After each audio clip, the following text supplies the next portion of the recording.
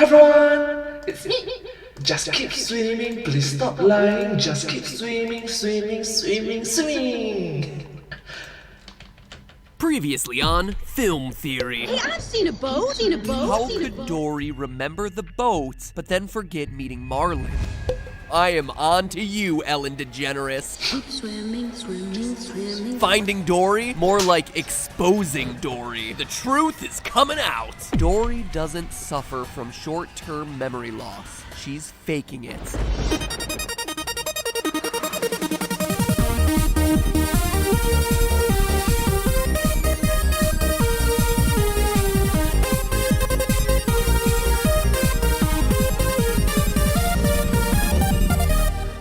Hello, Internet. Welcome to Film... Wait, what was I saying? See, if I had anterograde amnesia like Dory claims, I wouldn't remember what I'm supposed to say here. But as we talked about last time, Dory doesn't have anterograde amnesia. Interesting, but anyways, I will continue for you. Hello Internet, welcome to Film Theory. Hi. She's faking her condition to look weaker and have the other fish underestimate her abilities. It's a survival tactic. Oh, sure, everything seems to check out. She can't remember Marlin's name, she forgets where she is, can't even remember what happened to her parents. But as we found last episode, she slips up. She remembers seeing the boat that took Nemo, even after she claims to forget who Marlin is. This fact of seeing the boat should fall under declarative memory, which, if she was truly suffering from short-term memory loss, she should have forgotten. You've painted yourself into a corner, Dory, and that's not the only piece of evidence I have against you. Today, we're throwing the book at Dory to show that appearances can be deceiving, and to get you to view Finding Dory in a whole new context. Understandable, like please don't judge a book by its cover. So yeah. And here's the crazy thing. To start exposing Dory's lies, we don't even need to look that deep. It all begins with the single most basic fact about Dory, the type of fish she is. Now, Finding Nemo never specifies her species, but judging by her blue body and the black design running out to her yellow tail, we can confidently say that Dory is a blue tang, also known as a Paracantharus hepatus, Latin for incredibly hard to pronounce. These fish tend to be relatively small, growing up to only 12 inches when they reach adulthood. And look at that peaceful majesty. And yet, it's time to explore some true facts about the blue tang. Oh, interesting. True facts about the blue tang. That curvy blue body hides a caudal spine, which extends out when threatened, slashing and wounding predators. That makes Dory like the Wolverine of fish. Snicked indeed. And that's not all. If consumed by humans, blue tangs may cause poisoning. And some blue tang fish even have venomous glands in their fins. Wow, Dory is far less cute than Finding Nemo would have you believe. Behind that angelic blue body and a freckled big-eyed face lurks a venomous monster. Zay Frank, I miss you and your True Facts series. Come back to YouTube. Come back! But okay, let's go back to the whole memory loss thing. Dory states that the source of her short-term memory loss is hereditary. I forget things almost instantly. It runs in my family. This may be a simple reference to the old myth of goldfish memory, the belief that fish are dumb and have short memory spans, only able to recall events for about 3 seconds or so. This, though, is just not true. Goldfish memory of 3 seconds, the myth is not true. Not a true fact about the blue tang. Fish actually have surprisingly strong memories, lasting for up to a year. Carp that have been caught by fishermen have been seen to avoid hooks for up to a year afterwards. Researchers even discovered that they could learn to associate certain sounds with food, and then remember it 5 months later. There is ample evidence that fish are just as intelligent as mammals, capable of the same intellectual feats as rats or mice. True, interesting. So you must understand that 3 months, 5 months, 1 year is significantly longer than 3 seconds. 1, 2, 3!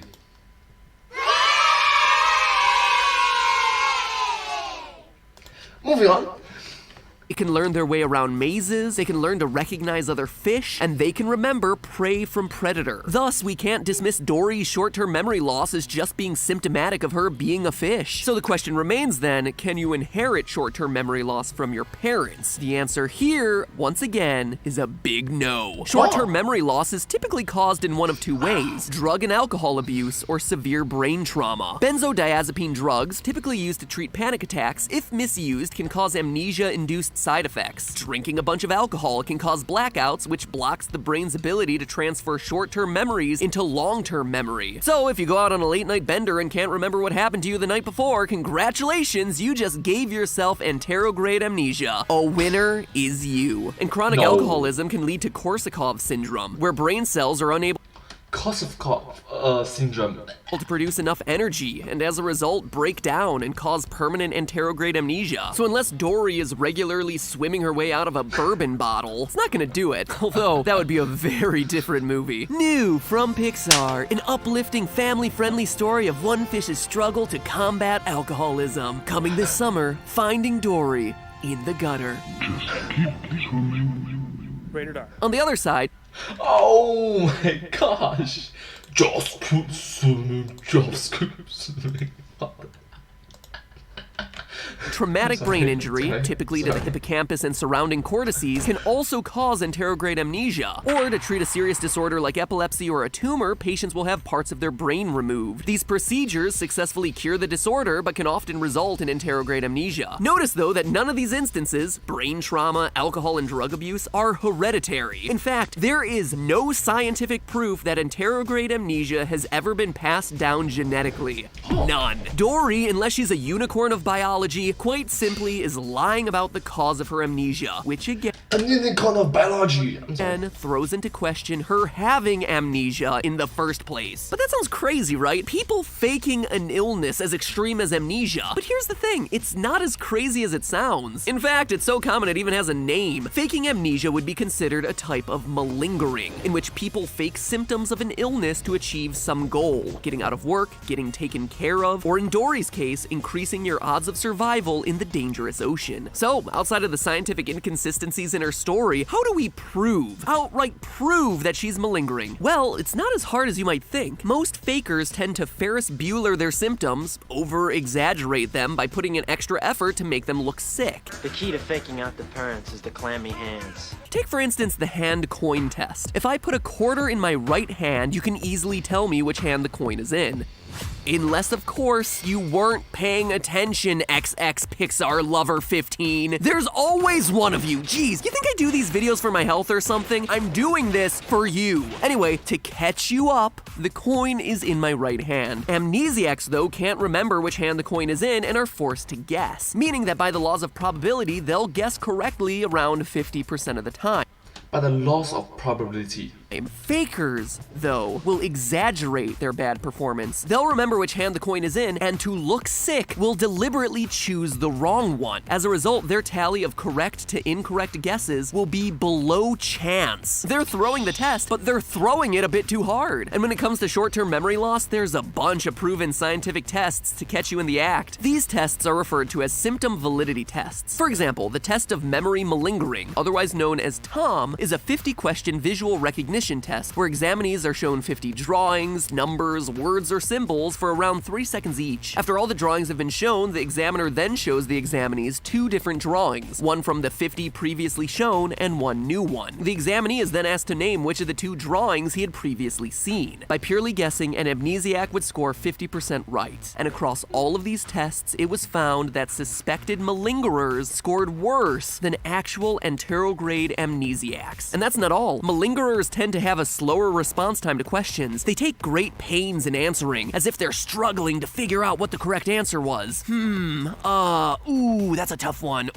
True amnesiacs, however, tend not to have that much delay between question and answer. And finally, psychologists use what's known as the primacy effect to test so-called amnesiacs. Primacy effect. This is the tendency to more easily remember items from the beginning of a list rather than the middle. So if I give you the numbers 82963555962, you're most likely to remember the number 8 because it was the first number of the bunch. I was thinking of 829. Fakers show this effect. People with amnesia don't. Knowing all that, look at Dory. Dory, like most malingerers, consistently answer questions wrong, far below mere chance. Midway through Finding Nemo, a school of fish try to give Dory directions by showing her a number of different sea creatures. However, Dory is unable to identify a single one, failing to recognize a swordfish, a lobster, and an octopus. Now, you're probably thinking, hey, MatPat, give Dory a break. Maybe she can't remember what an octopus or swordfish are called. She does have anterograde amnesia after all. Except, Dory previously has shown that she has quite a knack for remembering different aquatic life. She easily identifies a shark, Hey, look, shark! a whale, Oh, big fella, whale. even a seagull. Mine. So how come right then and there, she's unable to come up with 3 very common sea creatures? Sure, maybe she can't name one or... Have you noticed that Dory is actually quite powerful if you think about it? A fin, a single fin, can raise the entire weight of a crab out of water. She's strong, really strong. So instead of our Superman, it'll be Superfish. or 2, but all 3? It's almost like she's deliberately getting them wrong, playing into her short-term memory loss, answering way below chance. And in that scene, Well, 3 is not really a big sample size, so let's be understanding. Dory agonizes over her answers, Wait, It's a swordfish. Where's the butter? oh, it's on the tip of my tongue. much like a malingerer would. She exaggerates her condition, a telltale sign of a faker. You want more proof? Look no further than all the times Dory gets Nemo's name wrong. She calls him Fabio, Chico, Bingo, Harpo, Elmo. Now the fact that Dory can't remember Nemo's name is consistent with anterograde amnesia, but look closely at all the names she calls him. They all end with an O, just like Nemo. But someone really suffering from anterograde amnesia would be just as likely to call Nemo John, Or Peter, or Millionaire. or Paul, or Ringo. They would have no idea, no context that his name would end with an O. The very fact that Dory chooses names that are close to Nemo, but not quite, is proof that she remembers his name and is deliberately struggling and trying to get them wrong. Dory even recalls information in accordance with the primacy effect. She memorizes the address for where Nemo is being held, P. Sherman 42 Wallaby Way, Sydney, yet in her moving speech to Marlin at the end of the movie, she struggles to remember the complete address, only able to identify the beginning, just like a faker would. P. Sherman, 42. In fact, throughout Finding Nemo, Dory shows inconsistent base knowledge. When she meets Bruce the shark, she's not scared at all, like she doesn't know what sharks are or that they eat fish. Yet later, after discovering a scuba mask, she correctly identifies sharks below her. Hey, look, shark! And then one more time, by the end of the film, she tells the sharks to remember not to eat fish. Remember, fish are friends. Not food. Bye. So which way is it, Dory? Do you remember what a shark is or not? Do you remember that they eat fish or not? Because if you didn't know that they eat fish the first time you met them, then you shouldn't remember hours and days later at the end of the movie when you see them again. So which is it, Dory? Do you know whether sharks eat fish or not? Checkmate! Checkmate, you fictional computer-animated fish, you! We Fictional computer. gotcha! So you always thought Finding Nemo was a wholesome tale about a good-hearted father finding his kidnapped son with the help of a lovable but simple-minded companion. Nope! Let me break down what's really happening here. Dory, completely alone, sees another lone fish screaming about his missing child, a kindred spirit, an easy mark. Dory uses her perceived weakness to trick predators like the shark, whale, jellyfish, anglerfish, who all just buy what Dory's selling. When Marlin attempts to get away from her, Dory immediately begins to cry, emotionally manipulating the clownfish to take her along with him. Over the course of the film, she pretends to slowly get better, linking her perceived progress with Marlin. Now, Marlin can't leave Dory out of guilt because he thinks he's the only thing keeping her together. And that is the true story of Finding Nemo, how a con artist manipulated the emotions of a grieving father into letting her into his home. But hey, that's just a theory. A film theory. And cut. If you like this video and want the truth, tweet this at Dory herself. Ellen DeGeneres at The Ellen Show. Hashtag exposing Dory. You know, we tried the same thing with Leonardo DiCaprio and sent him literally thousands of tweets.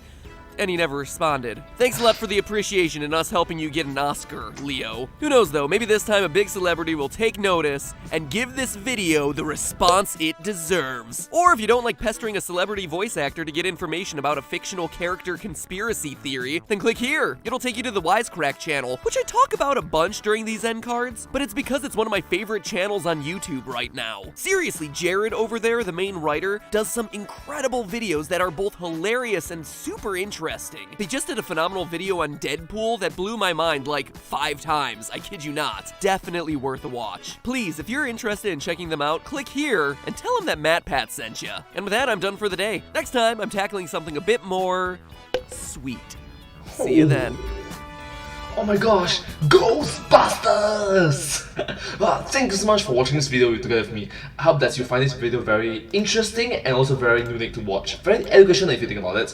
Anyways, if you do like this video, please remember to like, share and subscribe to my channel and comment down below if you have anything to share with us. Don't forget to follow my channel and I sincerely appreciate all of your support and encouragement for my work. Thank you so much and I hope to see you in my next video. But hey, that's just a theory, a film theory, and cut.